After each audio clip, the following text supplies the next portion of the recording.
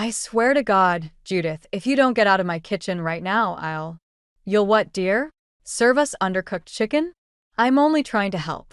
I gripped the serving spoon so hard my knuckles turned white.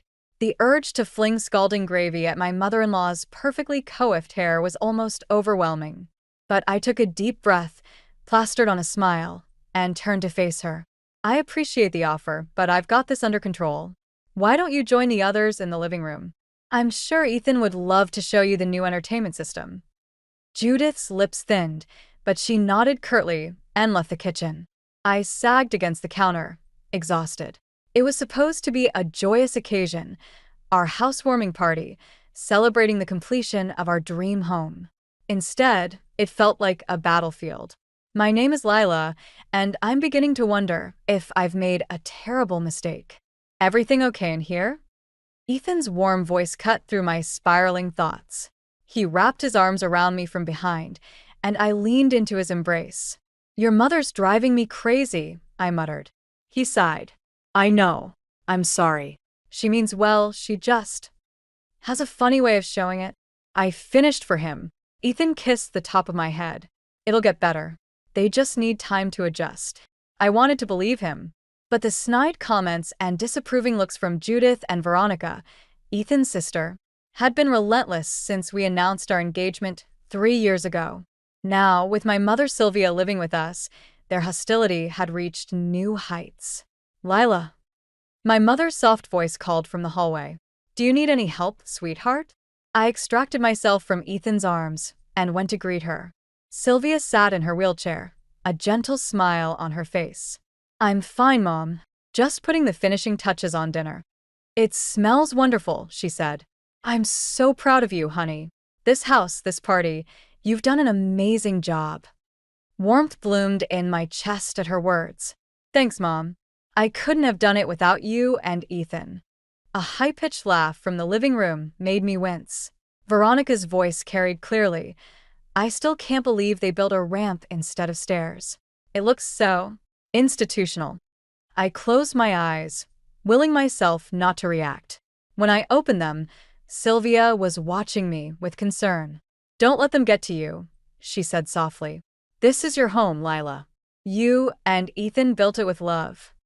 I nodded, squeezing her hand. I know. I just wish they could see that. The timer on the oven beeped, saving me from further conversation. I hurried back to the kitchen, Ethan close behind. I'll set the table, he offered. Thanks, love. As I pulled the roast from the oven, voices drifted in from the living room. It's just not right, Judith was saying. Ethan should be focusing on his career, not playing nursemaid to his mother-in-law. I know, Veronica agreed. Lila's holding him back. He could do so much better. The words hit me like a physical blow. I stumbled, nearly dropping the heavy dish. Whoa. Ethan steadied me, concern etched on his face. Are you okay? I nodded, not trusting myself to speak. He frowned, clearly not believing me, but let it go. Dinner's ready, I called out, my voice only slightly strained. As everyone gathered around the table, I tried to shake off the overheard conversation. But Judith's critical gaze and Veronica's smug smile made it impossible to relax. This looks interesting, Judith said, eyeing the roast dubiously. It's Ethan's favorite, I replied, forcing a smile. Right, honey? Ethan nodded enthusiastically. Absolutely. Lila's an amazing cook. When she has time to cook, you mean? Veronica chimed in. It must be so hard, juggling work and taking care of your mother. I don't know how you manage it all, Lila. The implication was clear. I didn't manage it all. Not well, anyway. We managed just fine, Ethan said firmly. Mom, would you like some wine? As conversation flowed around me, I found myself retreating inward. The dream home we'd worked so hard to build suddenly felt like a gilded cage. Every choice we'd made, from the open floor plan to accommodate Sylvia's wheelchair to the soothing color palette I'd agonized over, was now tainted by Judith and Veronica's judgment. A toast, Judith announced, raising her glass. To new beginnings and family coming together. The words should have been comforting. Instead, they felt like a threat. As we clinked glasses, I caught Sylvia's eye across the table. She gave me a small, encouraging nod. In that moment, I made a silent vow. I would not let Judith and Veronica destroy what we'd built. This was our home, our family, and I would fight to protect it no matter the cost. Little did I know just how high that cost would be. The alarm blared, jolting me awake. I reached over to silence it, my hand brushing against Ethan's empty side of the bed. He'd already left for work, probably hours ago. The clock read 7:15 a.m. I'd overslept again. Shit, I muttered, throwing off the covers. As I rushed through my morning routine, guilt gnawed at me. Ethan had been working longer hours lately, the stress etched into the lines on his face. I should be doing more to support him, not sleeping in. I found my mother in the kitchen, already dressed and sipping her morning tea. "Good morning, sweetheart," Sylvia said, her smile warm. "I've made you some toast and coffee to go." "You're a lifesaver, Mom," I said, grabbing the travel mug and kissing her cheek. "I'm sorry I can't stay and chat. I'm running late." "Don't worry about me," she assured me. "Go, have a good day at work." As I rushed out the door, my phone buzzed. A text from Ethan. "Working late tonight. Don't wait up." I sighed, typing back a quick "love you" before starting the car. It seemed like we were ships passing in the night lately, barely having time for more than a quick kiss or hurried conversation. The workday flew by in a blur of meetings and deadlines. By the time I got home, exhaustion had settled deep in my bones. I found Sylvia in the living room, her brow furrowed as she stared at her phone. "Everything okay, Mom?" I asked, setting down my bag. She looked up, startled. "Oh, Lila, I didn't hear you come in." "It's nothing, dear. Just, well, Judith called earlier." My stomach clenched. What did she want? Sylvia hesitated. "She and Veronica are coming over tomorrow. They said they need to discuss something important with you and Ethan." "Of course they are," I muttered, collapsing onto the couch. "Did they bother to ask if we're free? Or if it's okay to just show up?" "You know how they are, sweetheart," Sylvia said gently. "Try not to let it get to you." But it did get to me. All through dinner and into the night, as I waited for Ethan to come home, my mind raced with possibilities. What could be so important? And why did it feel like a trap? It was past midnight when I heard Ethan's key in the lock. He stumbled in, looking haggard and pale. "Hey," I said softly, rising from the couch. "You okay?" He nodded, but his eyes were distant. "Just tired. Big project at work. I'm going to bed." "Ethan, wait." I called after him. "Your mom and sister are coming over tomorrow. They said it's important." He paused on the stairs, his shoulders tensing. "Can't deal with that right now, Lila. We'll talk in the morning." But morning came, and Ethan was gone before I woke up. Again, the doorbell rang at precisely 2 p.m. I took a deep breath, steeling myself before opening the door. "Lila, darling." Judith cooed, air kissing my cheeks. "You look tired. Are you getting enough rest?" "I'm fine," I said through gritted teeth. "Please come in."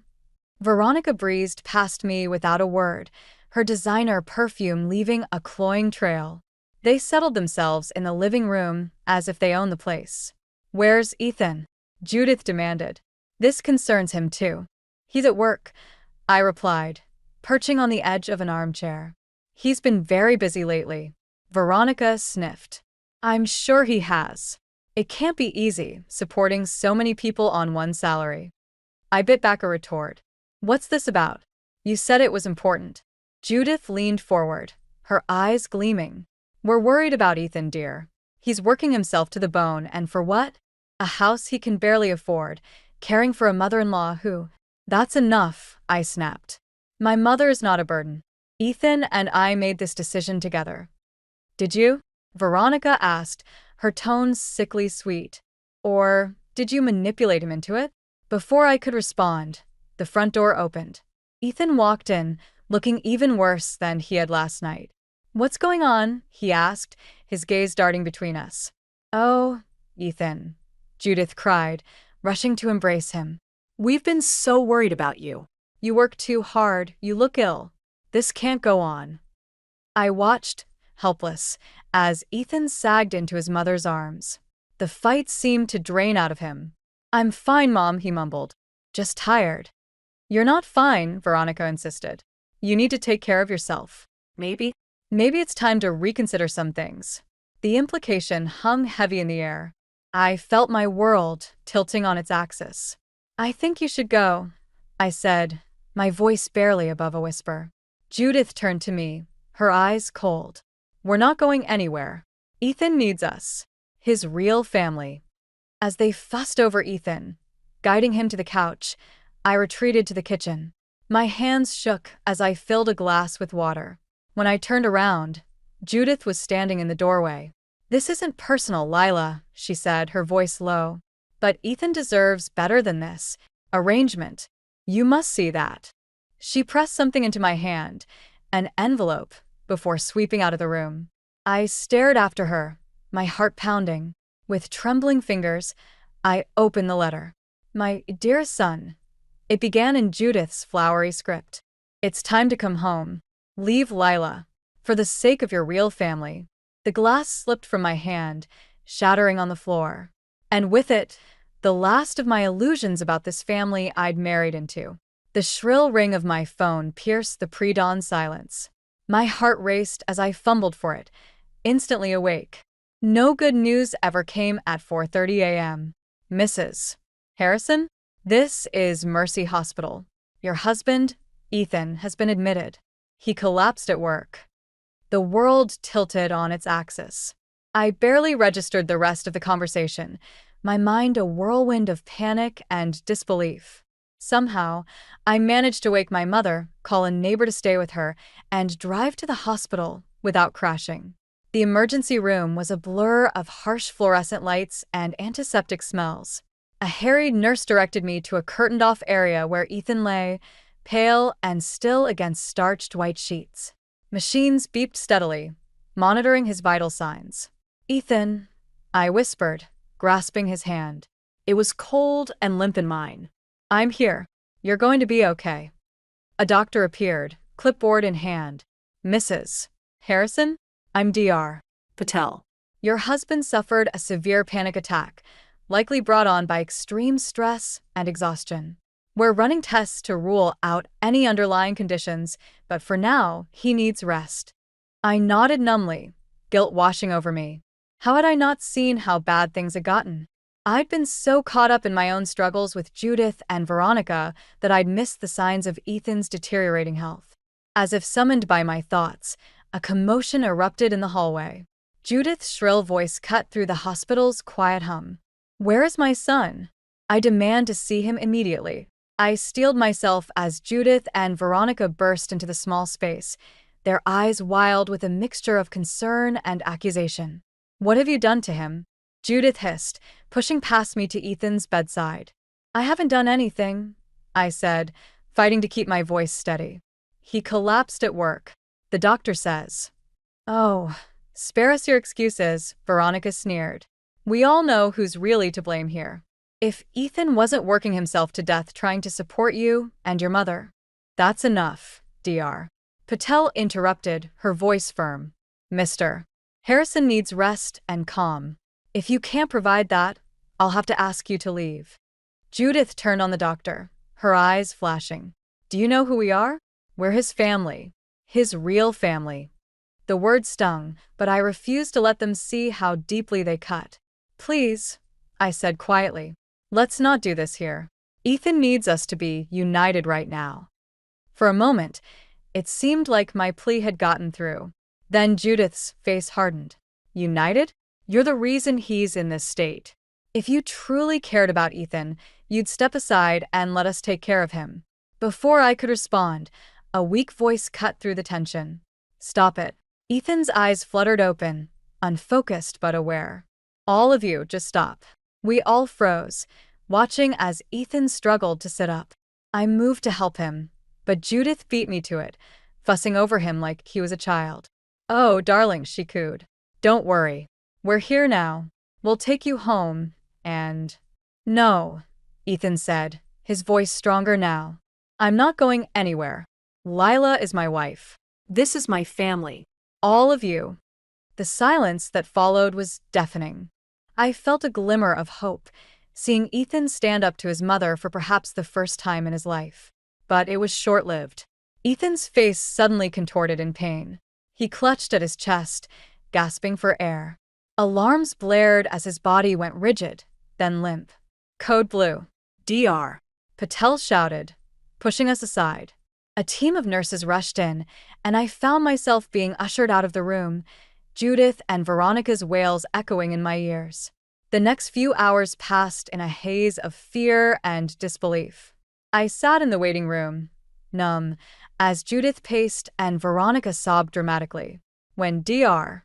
Patel finally emerged, her face grave, I knew before she spoke. "I'm so sorry," she said softly. "We did everything we could, but Mr. Harrison suffered a massive heart attack. He didn't make it." The world stopped. I heard Judith's anguished scream, as if from a great distance. Veronica collapsed into a chair, her makeup streaking down her face. But I felt nothing, just a vast, echoing emptiness where my heart used to be. As the reality of Ethan's death sank in, Judith's grief twisted into something uglier. She rounded on me, her face contorted with rage and pain. "This is your fault," she spat. "You killed my son with your selfishness. You and that mother of yours." I should have defended myself. Should have pointed out that it was their constant pressure and manipulation that had driven Ethan to this breaking point. But I was too shell-shocked to form words. "We'll make sure everyone knows the truth," Veronica chimed in, her voice thick with tears and venom.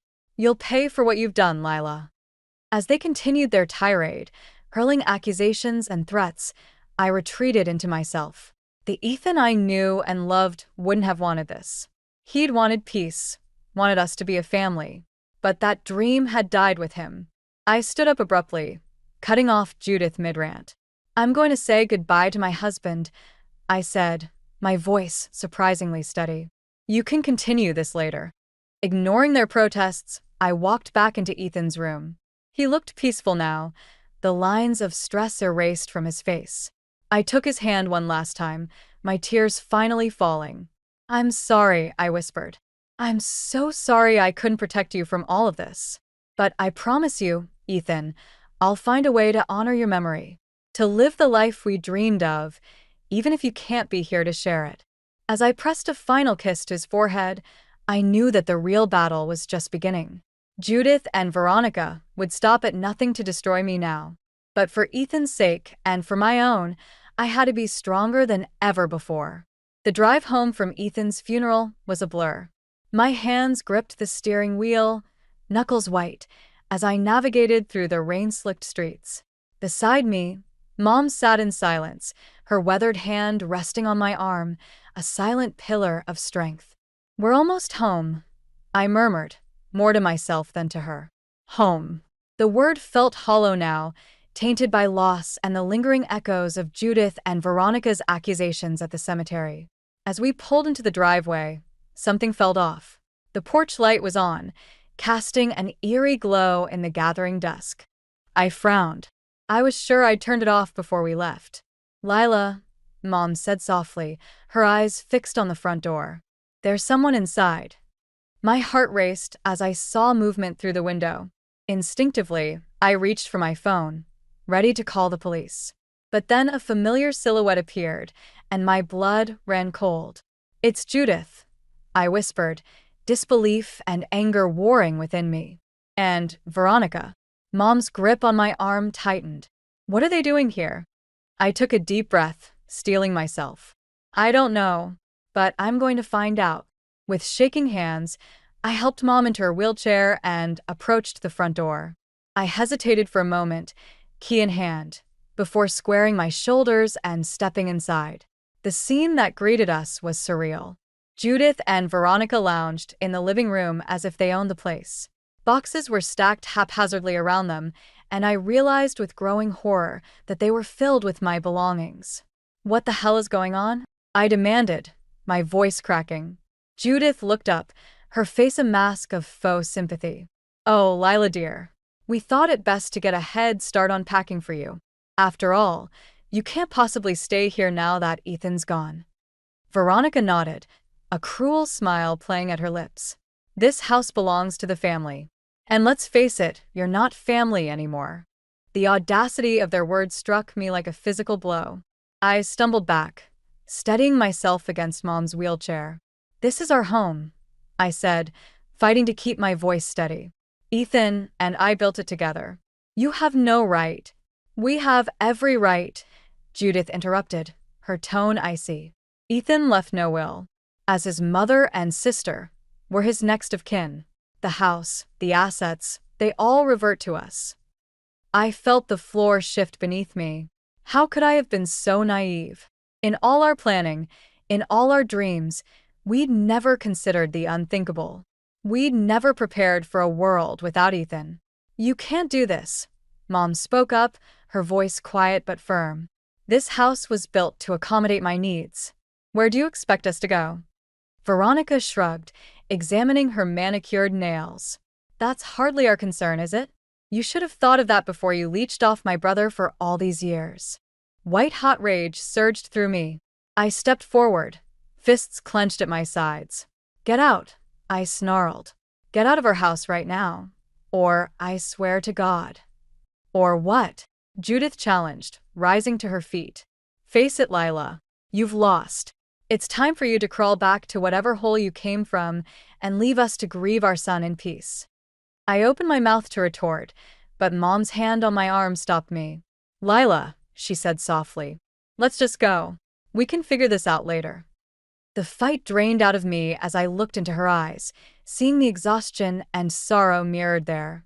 With a heavy heart, I nodded. Fine, I said, turning back to Judith and Veronica. We'll go. But this isn't over. As we retreated to the guest room, the only space not yet invaded by their presence, I felt hollow. Empty. How had it come to this? In the span of a week, I'd lost my husband, my home, and any illusion of family I'd clung to. Mom watched me as I paced the small room, her eyes filled with concern. What are we going to do? She asked quietly. I ran a hand through my hair, mind racing. I don't know, I admitted. But we can't stay here. Not with them. As I started gathering what few possessions remained untouched, my hand brushed against something wedged between the mattress and headboard. Frowning, I pulled out a sealed envelope. My breath caught as I recognized Ethan's handwriting. With trembling fingers, I tore it open, unfolding the letter inside. My dearest Lila, it began. If you're reading this, it means I'm gone. I'm so sorry for leaving you to face this alone.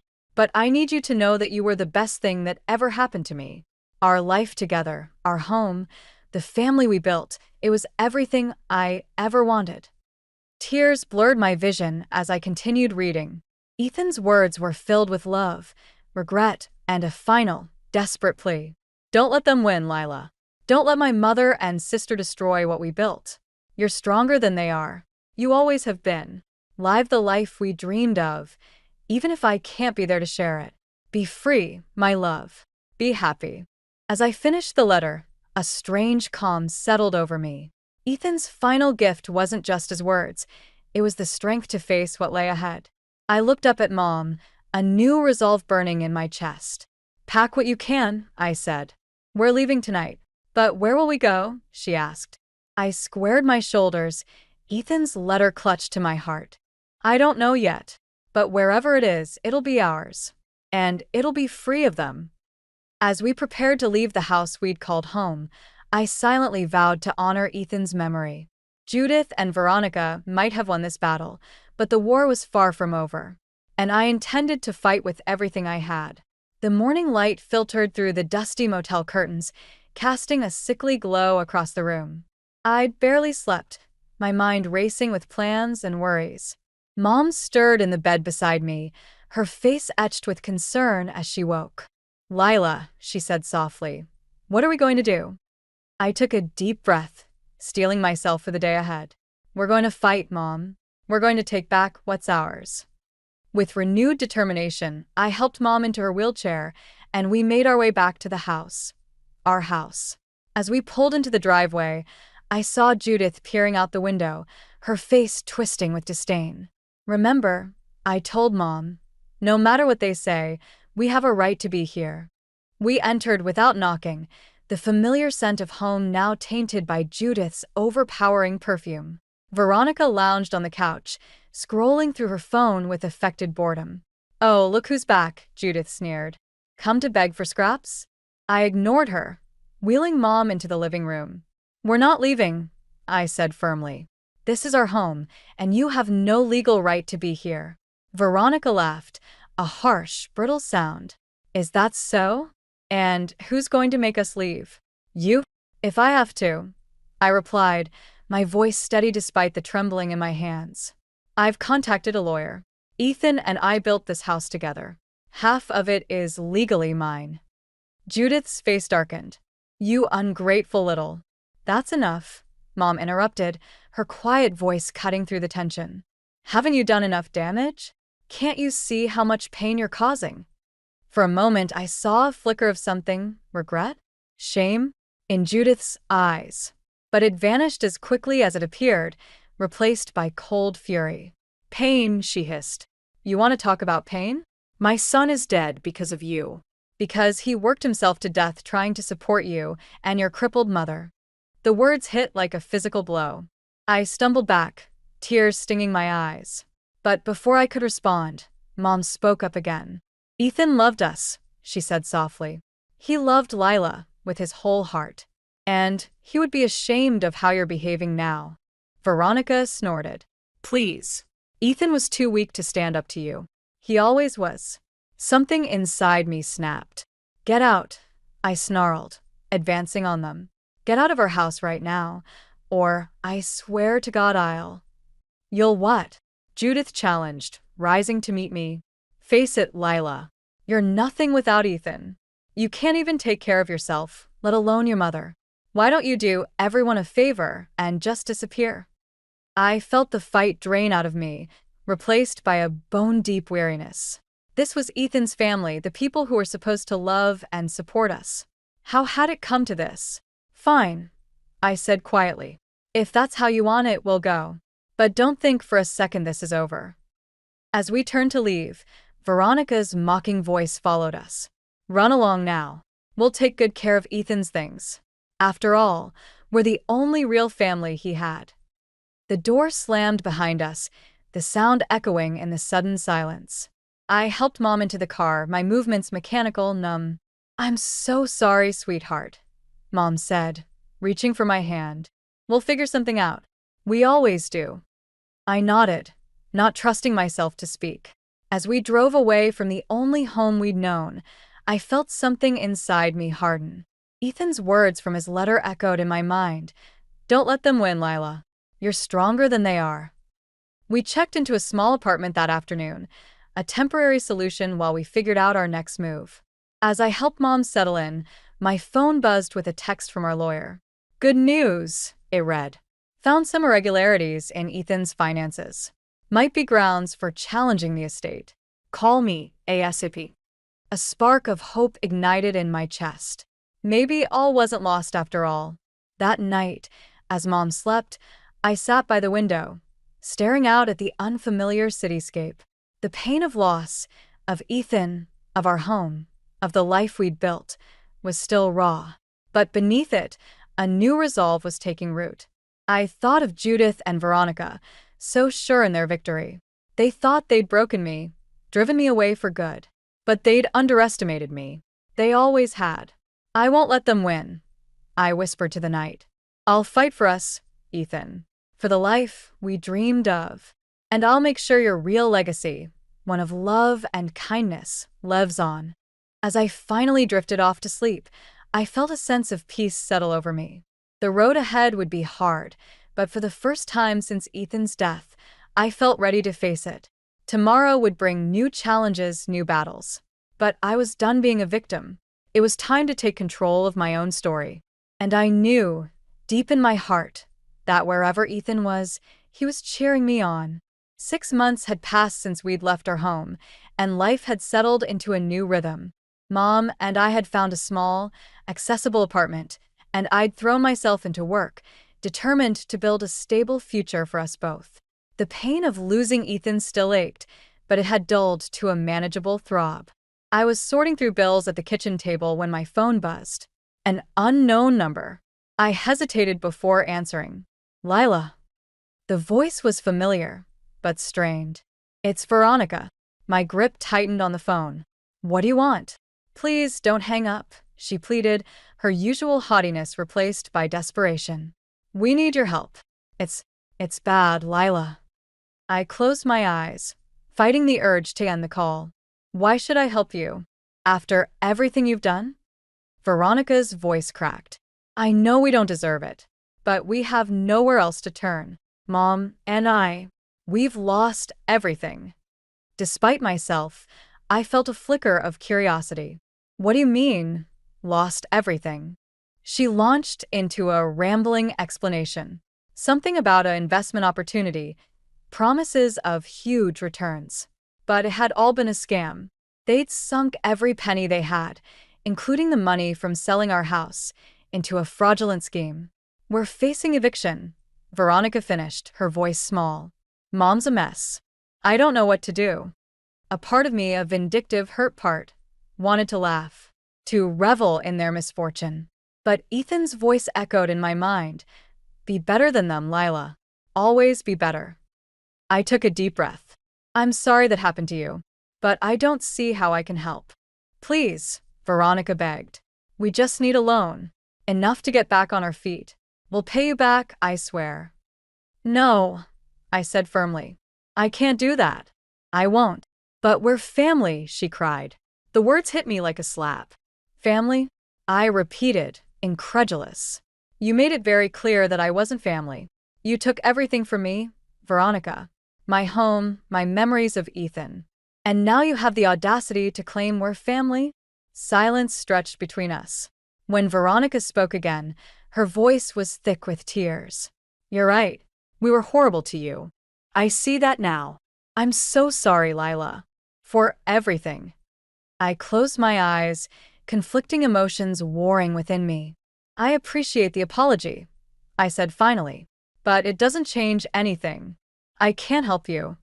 Please, she whispered. We have nowhere else to go. That's not my problem, I replied, surprised by the steel in my voice. You made your choices. Now you have to live with them. I ended the call, my hands shaking. Mom wheeled into the room, concern etched on her face. Everything okay, sweetheart? I nodded, forcing a smile. Just a wrong number. But as the days passed, I couldn't shake the conversation from my mind. I found myself wondering about Judith and Veronica. Were they really destitute? Part of me wanted to believe it was just another manipulation tactic. But the desperation in Veronica's voice had seemed genuine. A week later, my curiosity got the better of me. I drove past our old house, half expecting to see it as immaculate as ever. Instead, I was shocked to find a for sale sign in the overgrown yard. The paint was peeling, the garden I'd lovingly tended now a tangle of weeds. As I sat in my car, staring at the neglected remnants of our dream home, a flood of memories washed over me. Ethan and I painting the nursery, full of hope for a future that never came. Mom's laughter echoing through the kitchen as we cooked Sunday dinners. The quiet moments on the porch, Ethan's arm around me, planning our life together. Tears blurred my vision. I realized I was gripping Ethan's letter, which I still carried everywhere. His words seemed to leap off the page. Don't let them win, Lila. But don't let bitterness consume you either. With a shaky breath, I started the car and drove to the address Veronica had given me. It was a rundown motel on the outskirts of town. I spotted Judith immediately, sitting on a bench outside one of the rooms. She looked years older, her once immaculate appearance now disheveled and worn. As I approached, her eyes widened in recognition. Lila, she whispered, disbelief etched on her face. What are you doing here? I sat beside her, maintaining a careful distance. I wanted to see for myself, I said quietly. To understand. Judith's shoulders slumped. Now you have. Are you satisfied? Have you come to gloat? I shook my head. No. I'm not like you, Judith. I don't take pleasure in other people's pain. She flinched at my words, tears welling in her eyes. "We've lost everything," she whispered. "The house, our savings, our reputation. All because I was too proud, too stubborn to see what was right in front of me." "And what was that?" I asked, my voice gentle despite myself.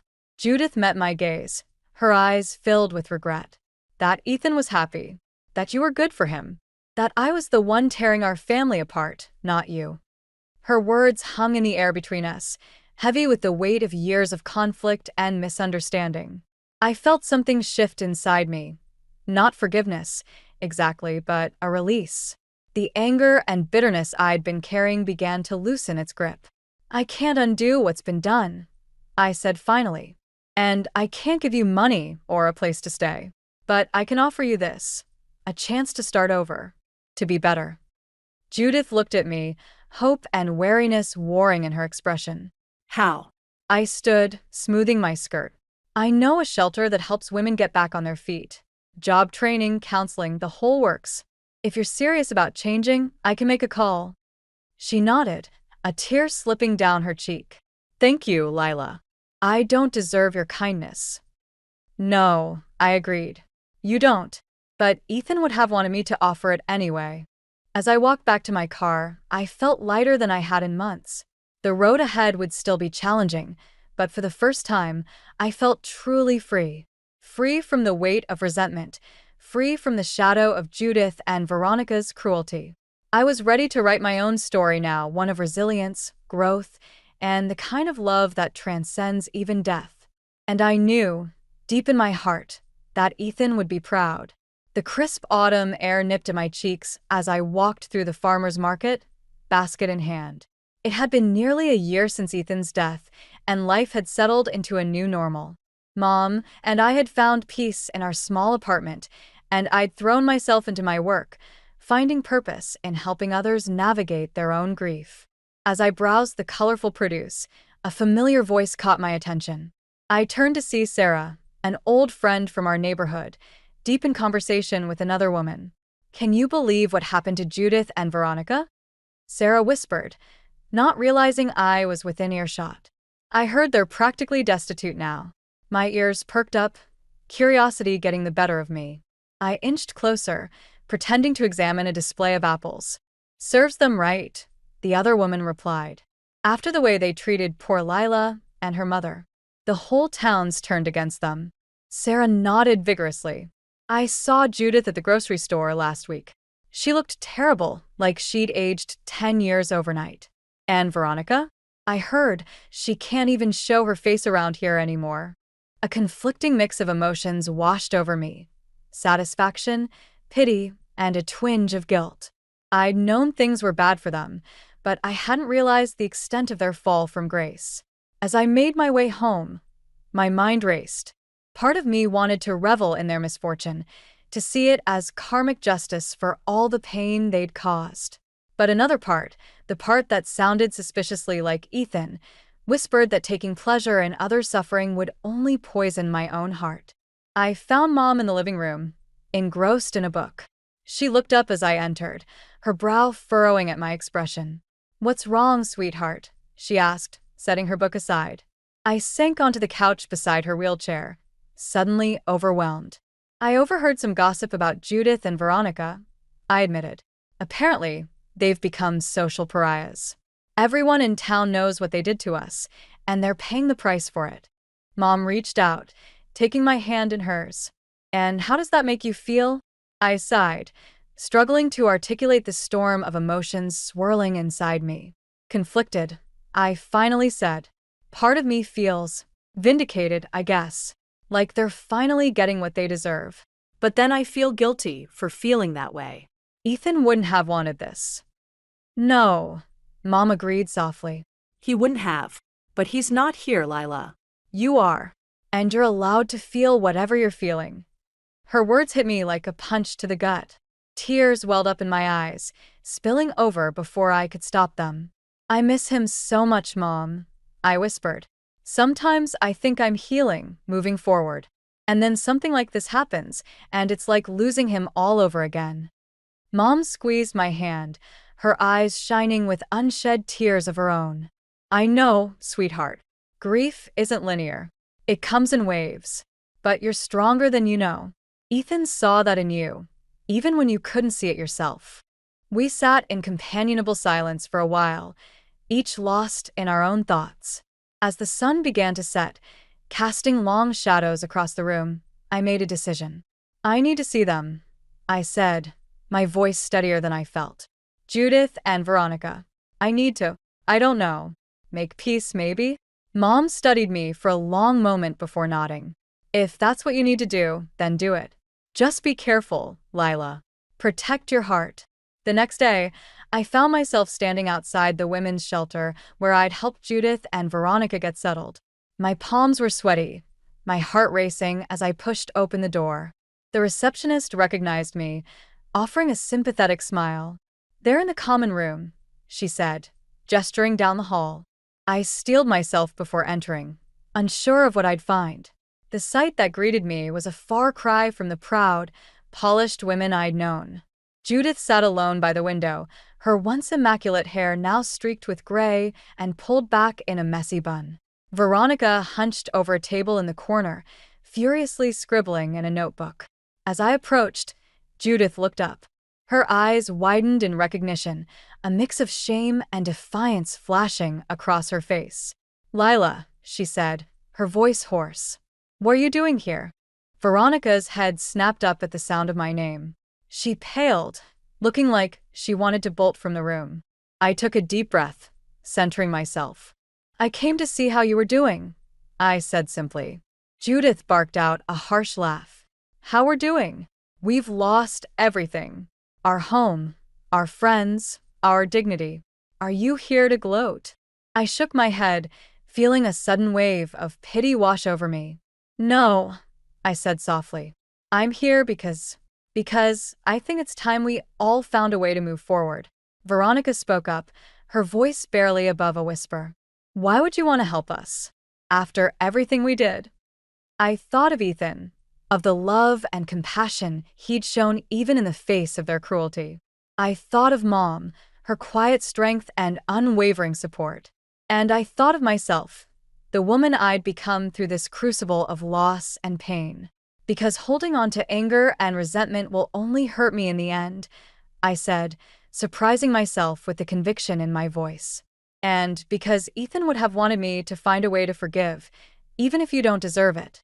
As I stood there, facing the two women who had caused me so much pain, I felt something shift inside me. It wasn't forgiveness, not yet. But it was a step towards healing, towards reclaiming the peace that had been stolen from me. In that moment, I realized that true justice wasn't about seeing others suffer. It was about rising above the pain, about choosing to live with kindness and integrity even when it's hard. It was about honoring Ethan's memory by becoming the best version of myself. And for the first time in a long time, I felt truly free. The morning sun streamed through the windows of our new home, casting a warm glow across the living room. I stood at the kitchen counter, sipping my coffee and watching Mom tend to her small herb garden on the balcony. It had been 2 years since we'd left our old life behind, and the peace we'd found here still felt like a miracle some days. "Lila," Mom called, wheeling herself back inside. "Don't forget, we have that community garden meeting this afternoon." I nodded, smiling. We'd thrown ourselves into local volunteer work, finding purpose and connection in helping others. It was a far cry from the isolated, embattled life we'd led before. As I gathered my things for work, my phone buzzed with a text. It was from Sarah, my old neighbor. "Thought you should know, Judith and Veronica are moving out of the shelter today. They've found a small apartment across town." I paused, letting the information sink in.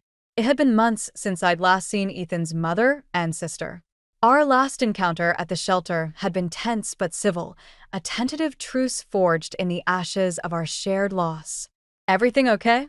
Mom asked, noticing my distraction. I showed her the text. "I'm not sure how to feel about this," I admitted. Mom reached out, squeezing my hand.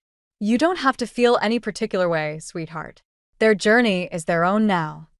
I nodded, grateful for her wisdom. "You're right. I just hope they've found some peace, like we have. The workday flew by, and soon I found myself at the community center, surrounded by enthusiastic gardeners discussing plans for the upcoming spring planting. As the meeting wrapped up, I noticed a familiar figure hovering near the entrance. Veronica. Our eyes met, and for a moment, I was transported back to that awful day in the hospital, the day we lost Ethan. But the woman before me now bore little resemblance to the spiteful, entitled sister-in-law I'd known. She looked humbled, uncertain. I approached her slowly, giving her plenty of time to retreat if she wanted. But she stood her ground, a mix of emotions playing across her face. "Lila," she said softly, I hope it's okay that I'm here. I saw the flyer for the gardening program and thought, "It's fine," I assured her, surprised by the lack of animosity I felt.